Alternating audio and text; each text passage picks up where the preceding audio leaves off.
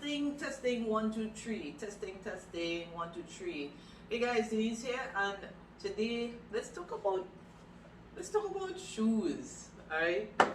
I want to help you all understand how you can choose the right shoes for the right type of activity that you want to experience.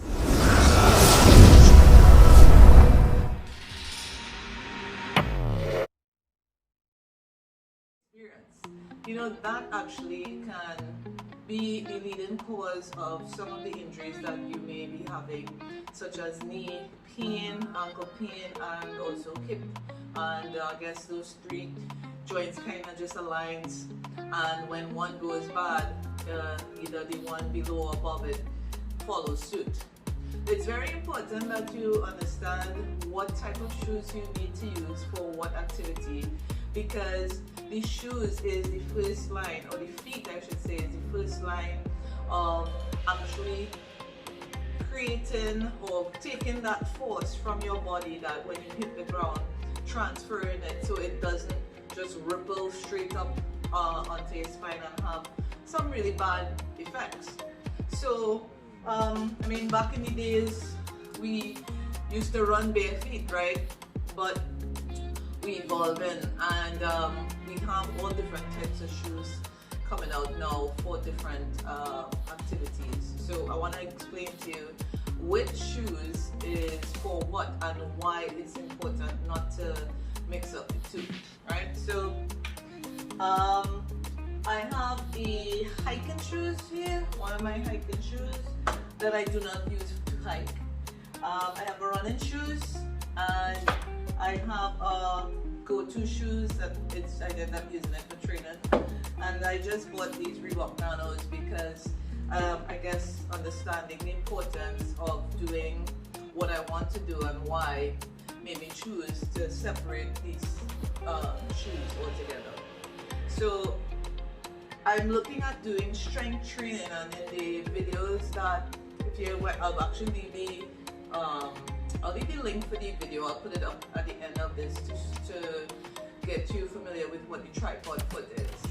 And when I talked about the tripod foot, it's just being able to have the foot be well balanced so that the toes are not squished in, but you are able to balance the toes as well as the heel, and have the space there where you call like the arch of the foot, being all of that, being able to be in the shoes and not be able to move and press down evenly once you're in shoes. So when you're looking at doing things like squats, things like deadlifts and stuff, and you need to create that stability through the feet, that the hips become more stable, you need to be able to have a shoe that will allow your feet to spread and your toes to spread evenly on the ground. So you want to get a shoe like the Nanos. You can see it's actually designed much wider than the average shoe out there, and it's very hard as well. The base of it is very hard, and that's because you want to create more stability, and you also notice that it's flat, it's not raised, that you'll find in one of these running shoes with a higher heel to the back. The reason for that is because these shoes need to give you the stability of the ground and also be able to support the ankle. So when you're doing those lifts, there's no rounding or you know, if your foot is in this here, there's very unlikely that you're going to wobble because it's so stiff underneath here, and you also have your feet to be like your toes planted on the shoe, which is hitting the ground. So if you're looking at doing strength training without running on the treadmill, I would suggest you get a pair of these, or it also comes in Nikes, Adidas, different types of brands, but it's going to be called a cross training shoes, and that's because you'll be doing different types of strength training activity. Now, if you're looking at powerlifting or lifting very heavy, that you would need more support, where maybe your ankle joints are not as mobile as it should be, or if you want a little elevation to the back of the heel, that would help you to be able to keep your back straight and not come forward with the lift. That's why most powerlifters have specific shoes that they would use for powerlifting, right? And those shoes are quite stiff.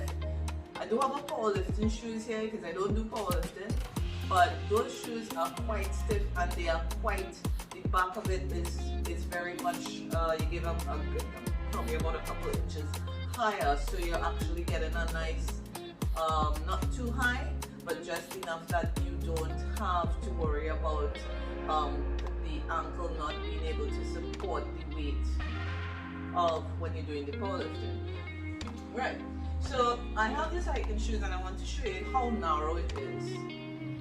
And it's basically because, and you'll notice also underneath the shoe, it's, I guess it would have more ridges and stuff because you're doing hiking. And also you would want to have it a little more narrower because you're looking, if you're hiking, you would not want you to be consistently moving. And when you move, there's no need to have all that pressure on the bottom side of the foot. You'll find that they'll have it nice and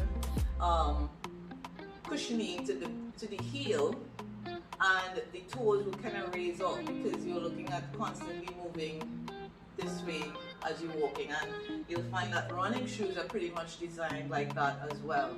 The only thing with this one, and I know different, this is a Solomon's, the bottom of this is a little hard as well, and I like it because I like it, the look, and it looks good to go to work in, but I'm not in this for long periods of time, so that's a good thing for me as well. It's a bit narrow, but I think my feet just adjusted to it.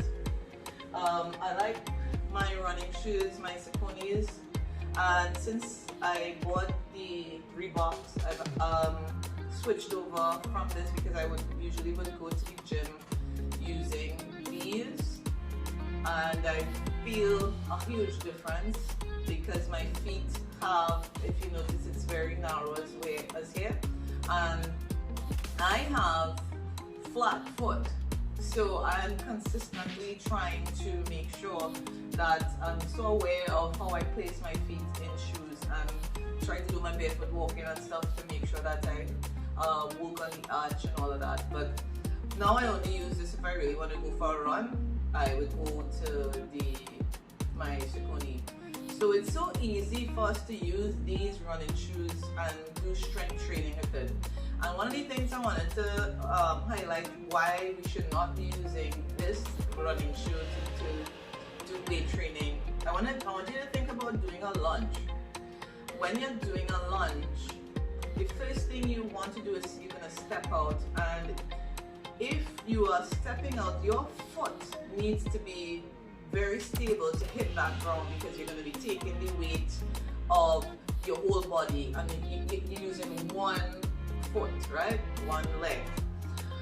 You have more risk of this wobbling because it's very soft and cushiony to the back, and also it doesn't really support, if you notice it's kind of low, it doesn't really support your ankle that much. So you'll notice that it's easy to kind of turn around and around, and it's easy to, especially for lunges, it's easy to get your ankle rolling and you know, come back home and you don't know why, but it's maybe because of the shoes that did that. Alright, and I have this really, I use this shoe like all the time because I didn't think about having a shoe like, it's a Champions, and it's on the lower side of expense if you're looking at, you know, all these that I have.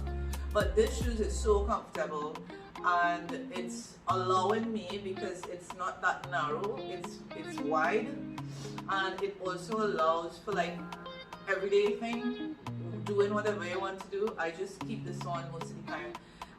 You'll notice there's a slight elevation to the back of the heel, but I don't really feel it. This shoes is like, I think I kind of over using it right now, because it's so comfortable, and it allows your foot to have the space it should when you it's not narrowing down your foot. And my foot is already this fat foot thing I have.